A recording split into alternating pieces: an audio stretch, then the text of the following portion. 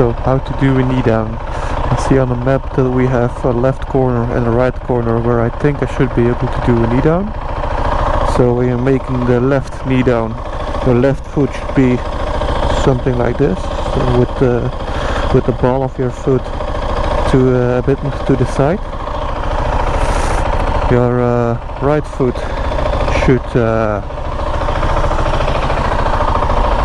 watch out for the bus. The right foot should go more like this, so closer to the engine. I like to still cover the rear brake, so in case you're running a bit wide, you can tap it a little bit, and then the bike will sharpen the corner a bit. And that's about it. Oh yeah, the position of your butt should have one butt cheek hanging off, one butt cheek still on the bike. That's about it.